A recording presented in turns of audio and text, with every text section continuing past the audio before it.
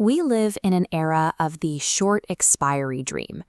It's common to see someone chase a career as a YouTuber one week, only to pivot toward a startup the next, following a cycle of constant motion without ever gaining traction. Society currently holds up work-life balance and multitasking as the gold standards of a life well lived. We are taught that success is found in a broad, managed distribution of our energy. But the names we remember throughout history, the people who actually shifted the trajectory of our species, rarely lived within those boundaries. They didn't seek out a normal or balanced existence. These figures possessed a focus so narrow and so relentless that it appeared to everyone around them like a defect. They didn't just have goals, they had a singular preoccupation that pushed everything else out of their field of vision.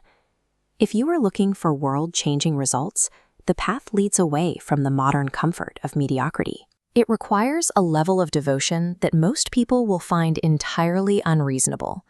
In the late 19th century, the world operated under a massive physical limitation.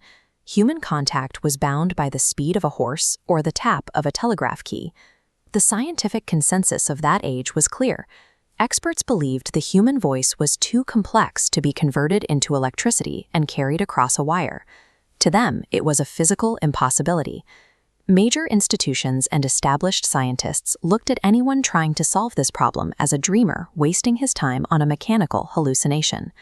Alexander Graham Bell stepped into this vacuum. He didn't arrive with a corporate mandate or a desire for an IPO.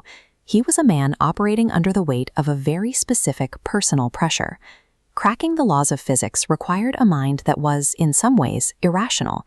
He had to be willing to ignore the entire world's collective no. Bell's drive came from a place of deep personal friction. For him, the scientific pursuit was secondary to the emotional one. His mother was profoundly deaf. Growing up, his home was defined by a silence that he was constantly trying to pierce through, spending his youth trying to find ways to reach her. That silence followed him into adulthood. His wife Mabel also lived with severe hearing loss. This environment created a desperate need to understand the mechanics of sound. Bell wasn't just building a gadget, he was looking for a way to break through the isolation that hemmed in his family. The most enduring innovations are often forged in these moments of private pain. Deep emotional stakes create a level of perseverance that a simple business plan could never sustain. This workshop was the physical manifestation of that focus. While others slept, Bell lived in this chaos, obsessing over vibrations. Investors wanted a profitable telegraph, but he spent nights surrounded by these jars, chasing a theory most thought impossible. His peers began to see this single-mindedness as a derailment. To them, he was a man who had abandoned a promising career to chase a ghost of an idea. The technical wall was immense. He had to figure out how to translate invisible sound waves into an electrical pulse traveling down a copper wire, and then reverse the process on the other end. This acoustic-to-electric translation took years of exhaustive work. This kind of innovation requires a level of focus that naturally detaches you from the crowd. To the average observer, it is indistinguishable from a total loss of perspective. The barrier finally broke with this machine. It successfully transmitted a human voice, proving that the boundary everyone else believed in was actually an illusion. For Bell, the successful machine was the physical evidence of a connection he had been seeking his entire life. It was a byproduct of his refusal to accept a silent world. In public demonstrations, Bell showed the device to roomfuls of experts who had previously dismissed him. He wasn't just showing off a machine, he was rewriting the rules of human contact in real time. The physical distance that once separated people collapsed because one man spent years refusing to accept the quiet of his own home.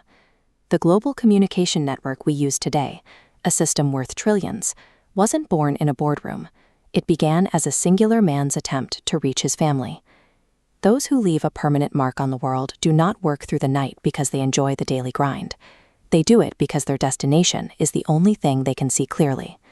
What society dismisses as irrationality is the only mechanism capable of shifting the world's status quo. If your ambitions make you an outcast, you've likely found a goal truly worth the isolation.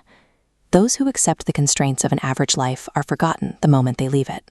But those who allow themselves to be consumed by a single, focused idea are the ones who change the rules for everyone else. What is your singular goal? And are you willing to let the rest of the world call you crazy while you chase it?